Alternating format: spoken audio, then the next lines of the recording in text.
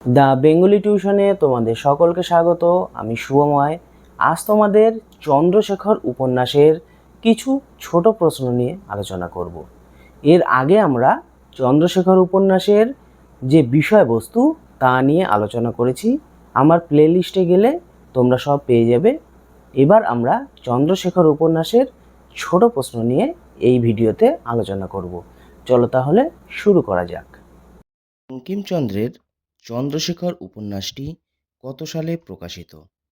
কোন পত্রিকায় প্রথম প্রকাশিত হয়? উত্তর: চন্দ্রশেখর উপন্যাসটি প্রকাশিত হয় 1875 খ্রিস্টাব্দে। প্রথম প্রকাশিত হয় বঙ্গদর্শন পত্রিকায়। কোন সময়কালের প্রেক্ষাপটে চন্দ্রশেখর উপন্যাসটি রচিত? নবাবী আমলের শেষ ভাগে মীর কাসেমের সময়কালে ইংরেজ আধিপত্যজনিত রাজনৈতিক অস্থিরতার প্রেক্ষাপটে চন্দ্রশেখর উপন্যাসটি রচিত। চন্দ্রশেখর উপন্যাসে কোন নবাবের উপস্থিতি রয়েছে? তিনি কোথাকার প্রাসাদে বসতি করতেন? চন্দ্রশেখর উপন্যাসে নবাব মীর কাসেম চরিত্রের উপস্থিতি রয়েছে। তিনি মুঞ্জের প্রাসাদে বসবাস করতেন। মীর কাসেম খাঁর বেগমের প্রকৃত নাম কি? নবাব তাকে কি বলে সম্বোধন করতেন? প্রজারাই বা তাকে কি বলে সম্বোধন করত? মীর কাসেম খাঁর বেগমের প্রকৃত নাম দৌলতউন্নেসা। নবাব তাকে সংক্ষেপে দলনী বেগম বা দলনী বিবি বলতেন। প্রজারাও বলতো দলনী বেগম। তোমাকে যেমন ভালোবাসি, আমি কখনো স্ত্রী জাতিকে এরূপ ভালোবাসি নাই। কে কাকে বলেছে? তোমাকে যেমন ভালোবাসি কথাটা মীর কাসেম বলেছে দলনী বেগমকে। যাহা দেখিলাম তাহা অত্যন্ত বিস্ময়কর, তুমি শুনিও না। কে কাকে একথা বলেছে? সে কি দেখে বিস্মিত হয়েছে? যাহা দেখিলাম তাহা অত্যন্ত বিস্ময়কর, নবাব মীর কাসেম একথা দলনী বেগমকে বলেছে। তিনি ভাগ্য গণনা করতে শিখেছিলেন। গণনা করে দেখলেন যুদ্ধের সময় দলনী বেগমের ভয়ঙ্কর পরিণতি ঘটবে। চন্দ্রশেখর কে? তিনি কোথায় বসবাস করতেন? চন্দ্রশেখর একজন ব্রাহ্মণ পণ্ডিত, যিনি গণনাবিদ্যায় পারদর্শী, যিনি নবাব মীর কাসিমকেও গণনা শিখিয়েছিলেন। তিনি মুর্শিদাবাদের নিকট বেদ গ্রামে বসবাস করতেন। সুন্দরী আর কথা না কহিয়া কক্ষ হইতে কলস ভূমে নিক্ষিপ্ত করিয়া ঊর্ধ্বশ্বাসে পলায়ন করিল। সুন্দরীকে? তার এমনটা করবার কারণ কি?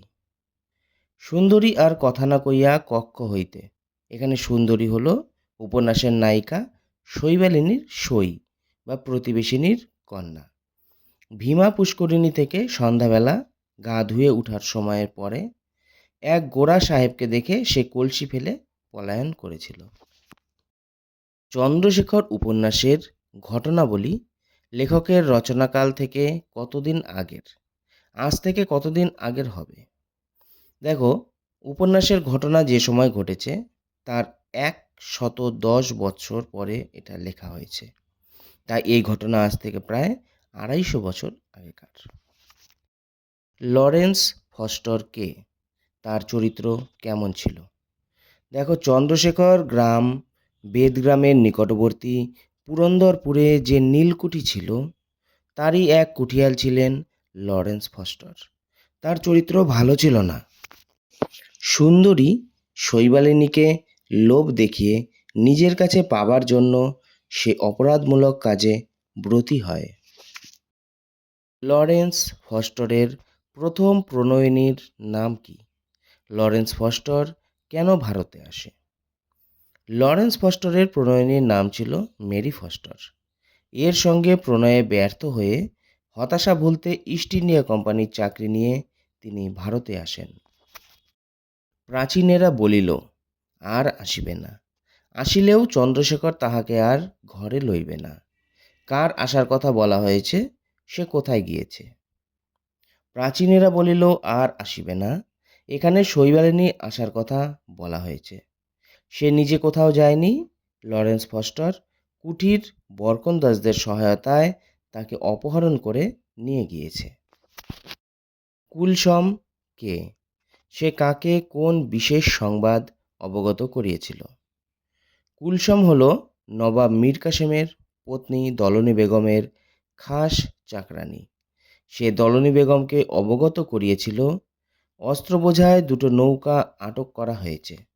এর পরিণতিস্বরূপ ইংরেজের সঙ্গে যুদ্ধ বাধতেই পারে। আমার ভরসা আছে তুমি একদিন ভারতবর্ষের দ্বিতীয় নূরজাহান হইবে। কে কাকে বলেছে, কখন বলেছে? আমার ভরসা আছে তুমি একদিন, কথাটি গুরগন খাঁ বলেছে দলনী বেগমকে। ইংরেজদের সঙ্গে যুদ্ধ করতে আগ্রহী গুরগন খাঁকে যুদ্ধ না করার পরামর্শ দিতে গোপনে দলনী গুরগনের বাসায় গিয়ে স্বামী মীর কাসেমের জন্য উদ্বেগ প্রকাশ করলে উচ্চাশা সম্পন্ন গুরগনের মুখ থেকে বেরিয়েছে এমন জঘন্য কথাটা। গুরগন খাঁ ও দলনীর মধ্যে সম্পর্ক কি? সেই সম্পর্কের কথা গোপন রাখার কারণ কি? গুরগন খাঁ আর দলনী বিবি ছিল ভাই বোন। জীবিকার সন্ধানে সুদূর ইস্পাহান থেকে তারা ভারতে আসে। গুরগন আজ পরিশ্রম আর প্রতিভা দ্বারা সেনাপতি পদে, আর দলনী হয়ে উঠেছে নবাবের বেগম।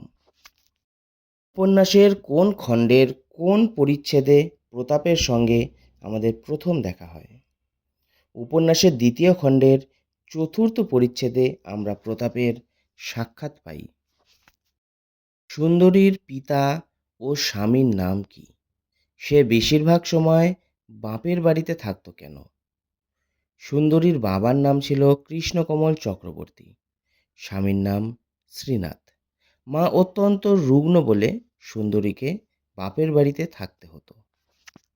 লরেন্স ফস্টারকে পুরন্দরপুর থেকে আনিয়ে কোন দায়িত্ব দেওয়া হয়েছিল? লরেন্স ফস্টারকে পুরন্দরপুর থেকে আনিয়ে অস্ত্রের নৌকার রক্ষণাবেক্ষণের দায়িত্ব দিয়ে পাটনায় ইলিশ সাহেবের কাছে পাঠানো হয়। কলকাতার কৌন্সিল ইলিন সাহেবকে কিছু উপদেশও দিতে চান মুঞ্জেরের অমিয়ট সাহেবের সঙ্গে সাক্ষাৎ করে নবাবের মনোভাব জেনে নিয়ে তার সঙ্গে পরামর্শ করে ইলিন সাহেবকে বার্তা পাঠাবার দায়িত্ব দেওয়া হয় লরেন্স ফস্টারকে। মীর কাসেমের সময়ে পাটনার নাম কি ছিল? সেই সময়ে গভর্নরের নামই বা কী ছিল? মীর কাসেমের সময় পাটনার নাম ছিল আজিমাবাদ আর গভর্নরের নাম ছিল বানসি টাট। প্রতাপ যখন শৈবালিনীর বজরা অপহরণ করেন তখন শৈবালিনী কোন কাজে ব্যস্ত ছিল? বজরা অপহরণের সময় শৈবালিনী স্বপ্ন দেখেছিল সরোবরে রাজহংস, যার মুখটা দেখা যায় না, আর তীরে দাঁড়ানো এক শ্বেতবর্ণ শূকর, যার মুখটা লরেন্স ফস্টারের মতো। প্রতাপের গৃহে প্রতাপকে রাত্রে দেখে শৈবালিনী জ্ঞান হারিয়ে ফেলে কেন? প্রতাপ ছিল শৈবালিনীর কৈশোরের প্রেমিক। শৈবালিনীর জন্য প্রতাপ মরতেও ভয় পায়নি, কিন্তু প্রতাপের জন্য শৈবালিনী মরতে ভয় পেয়েছে। বহুদিন পরে সেই প্রেমিক প্রতাপকে চোখের সামনে তাঁরই শয়নগৃহে দেখে ভূত দেখার মতো ভয়ে উত্তেজনায় সে জ্ঞান হারায়। তাও করিতাম কেবল স্ত্রী হত্যার ভয়ে করি নাই। বক্তাকে সে কি করেনি? তাও করিতাম কেবল স্ত্রী হত্যার ভয়ে করি নাই। উক্তিটির বক্তা প্রতাপ। প্রতাপ পাপিষ্ঠা শৈবালিনীকে হত্যা করেনি স্ত্রী হত্যার ভয়ে। প্রতাপ রায় সাক্ষাৎ শয়তান, এ দেশীয় লোক তাহাকে ধরিতে পারিবে না। কার উক্তি? তার বাড়ি কোথায়? প্রতাপ রায় সাক্ষাৎ শয়তান এ কথা বলেছে এক সৈনিক, যে ফস্টারের বজরার প্রহরী ছিল। প্রতাপের লগির আঘাতে যার হাত অবশ হয়ে গিয়েছিল, তার বাড়ি ছিল গাজীপুরের কাছে কোথাও। তার নাম বকাউল্লা। ফস্টারের বজরা অপহরণকারী দস্যুদের সন্ধান জানানোর জন্যে কে কত টাকা পুরস্কার ঘোষণা করে? কে প্রথম সেই সন্ধান জানাতে সমর্থ হয়?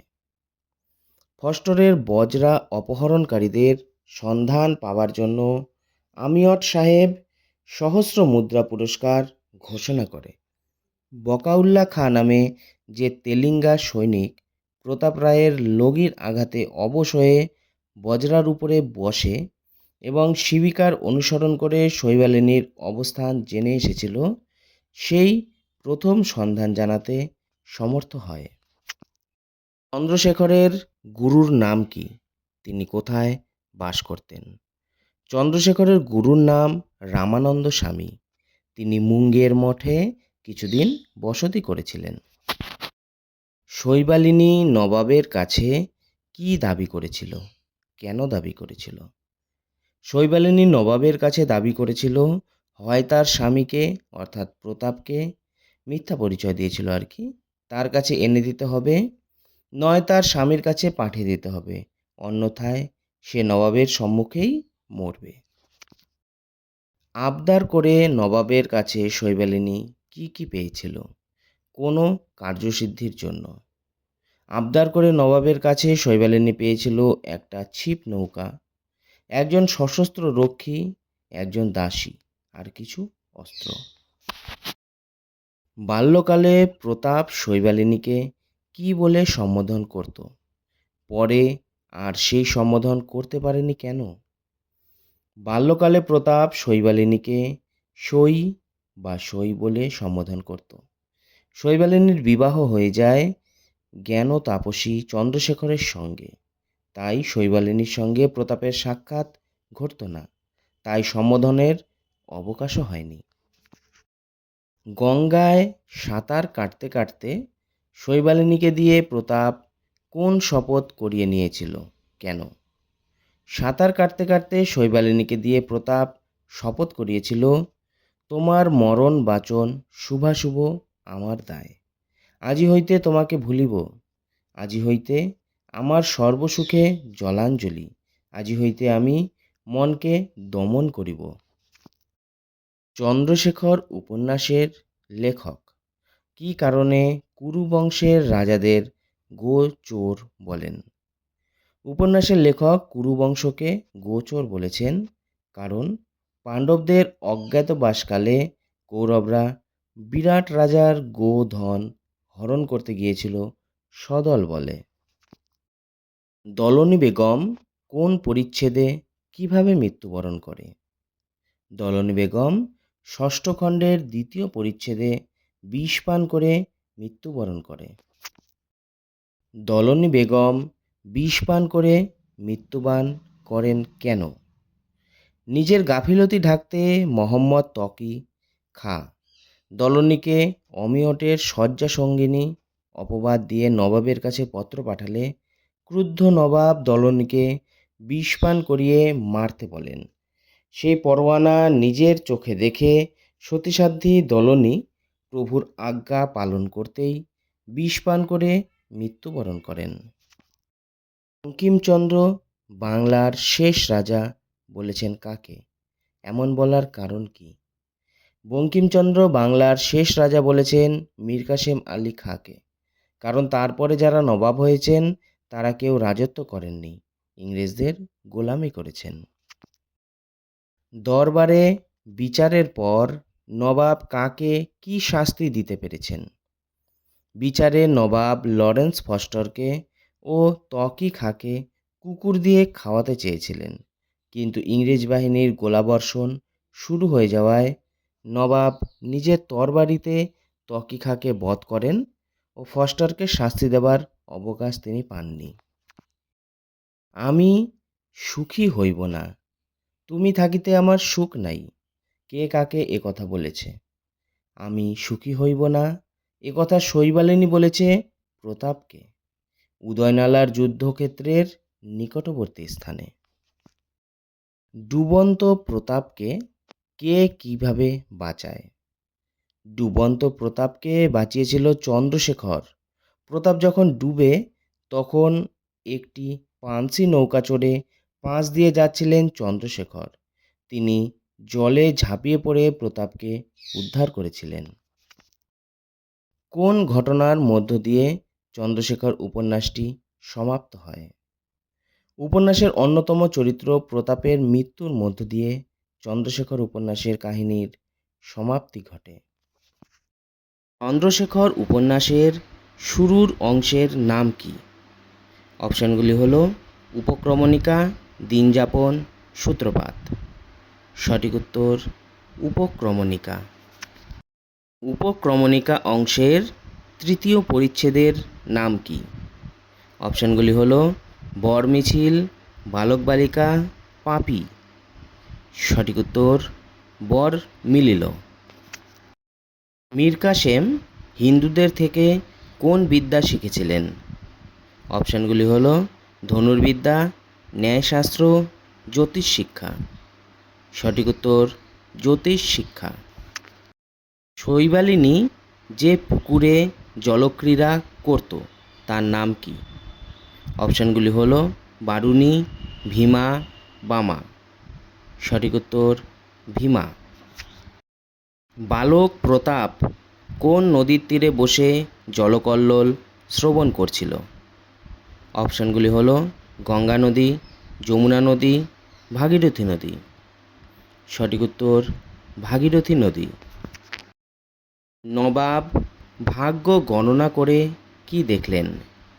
অপশানগুলি হল যুদ্ধের সময় দলনী বেগমের ভয়ঙ্কর পরিণতি ঘটবে, দলনী বেগমের রূপ হ্রাস পাবে, নবাব রাজ্য হারাবেন। সঠিক উত্তর যুদ্ধের সময় দলনী বেগমের ভয়ঙ্কর পরিণতি ঘটবে। লরেন্স ফস্টারের প্রথম প্রণয়িনীর নাম কি? এখানে আরেকটি প্রশ্ন আছে কিন্তু সেটা এর মধ্যে অংশ নেই, ভুলবশত উঠে গিয়েছে। অপশানগুলি হল সেন্ট মেরি, মেরি ফক্টর, শৈবালিনী। সঠিক উত্তর মেরি ফস্টার। সুন্দরীর ছোট বোনের নাম কি? অপশানগুলি হল মন্দিরা, কমলা, রূপসী। সঠিক উত্তর রূপসী। রামচরণ শৈবালিনীকে কার বাড়িতে নিয়ে গিয়েছিল? অপশানগুলি হল দলনী বেগমের, প্রতাপের, সুন্দরীর। সঠিক উত্তর প্রতাপের। তেলিঙ্গা সেপাহীর বাড়ি কোথায় ছিল? অপশানগুলি হল গাজীপুরের কাছে, বকাউল্লা, মুঙ্গেরের কাছে, গাজীপুর, কলকাতায়। সঠিক উত্তর গাজীপুরের কাছে, বকাউল্লায়। দ্বিতীয় পরিচ্ছেদে প্রতাপের বয়স কত ছিল? অপশানগুলি হল 10 বছর, 14 বছর, 16 বছর। সঠিক উত্তর 16 বছর। চন্দ্রশেখরের বয়স কত যখন তার বিয়ে হয়নি? অপশানগুলি হল 32, 31, 22। সঠিক উত্তর 32। প্রজারা তাকে কি বলে ডাকত? অপশানগুলি হল দলনী বেগম, দলনী, দৌলত। সঠিক উত্তর দলনী বেগম। চন্দ্রশেখর কোথায় বসবাস করতেন? অপশানগুলি হল মুর্শিদাবাদের নিকটে বেদগ্রামে, মুর্শিদাবাদের নিকটে কাদিগ্রামে, মুর্শিদাবাদের নিকটে আরা গ্রামে। সঠিক উত্তর মুর্শিদাবাদের নিকটে কাদিগ্রামে। শৈবালিনীর নৌকা কোথায় থেমেছিল? অপশানগুলি হল ভদ্রহাটি, মুঙ্গের, কলকাতা। সঠিক উত্তর ভদ্রহাটি। সুন্দরীর স্বামীর নাম কি? অপশানগুলি হল ত্রিনাথ, প্রতাপ, শ্রীনাথ। সঠিক উত্তর শ্রীনাথ। কসার বনে কে লুকিয়েছিল? অপশানগুলি হল শৈবালিনী, প্রতাপ, রামচরণ। সঠিক উত্তর রামচরণ। সেই সময় গভর্নরের নাম কি ছিল? অপশানগুলি হল স্টিভ, লরেন্স, বানসি টান্ট। সঠিক উত্তর বানসি টাট। প্রতাপ জল থেকে তুলে প্রাণ বাঁচিয়েছিল কে, মানে প্রতাপকে? অপশানগুলি হল চন্দ্রশেখর শর্মা, প্রতাপের মা, শৈবালিনী। সঠিক উত্তর চন্দ্রশেখর শর্মা। চন্দ্রশেখর উপন্যাসে কোন নবাব চরিত্রের উপস্থিতি রয়েছে? অপশানগুলি হলো মীর কাসেম, মীর জাফর, সিরাজ। সঠিক উত্তর মীর কাসেম। দলনী বেগমের বয়স কত? অপশানগুলি হলো 12 বছর, 14 বছর, 17 বছর। সঠিক উত্তর 17 বছর। চন্দ্রশেখর উপন্যাসের উপক্রমণিকা অংশের দ্বিতীয় অংশের নাম কি? অপশানগুলি হলো বালক বালিকা, কে ডুবিল বা কে উঠিল, পাপী। সঠিক উত্তর ডুবিল বা কে, উঠিল বা কে। মীর কাসেমের সময়ে পাটনার নাম কি ছিল? অপশানগুলি হলো আজিমাবাদ, মুঙ্গের, বার্মা। সঠিক উত্তর আজিমাবাদ। চন্দ্রশেখর ও শৈবালিনীর বিয়ের কতদিন পর নতুন আখ্যায়িকা শুরু হলো? অপশানগুলি হলো 7 বছর পর, 8 বছর পর, 6 মাস পর। সঠিক উত্তর 8 বছর পর। যাহা দেখিলাম তাহা অত্যন্ত বিস্ময়কর, তুমি শুনিও না, কে কাকে একথা বলেছে? অপশানগুলি হলো নবাব মীর কাসিম দলনী বেগমকে, দলনী বেগম মীর কাসিমকে, প্রতাপ শৈবালিনীকে। সঠিক উত্তর নবাব মীর কাসেম দলনী বেগমকে।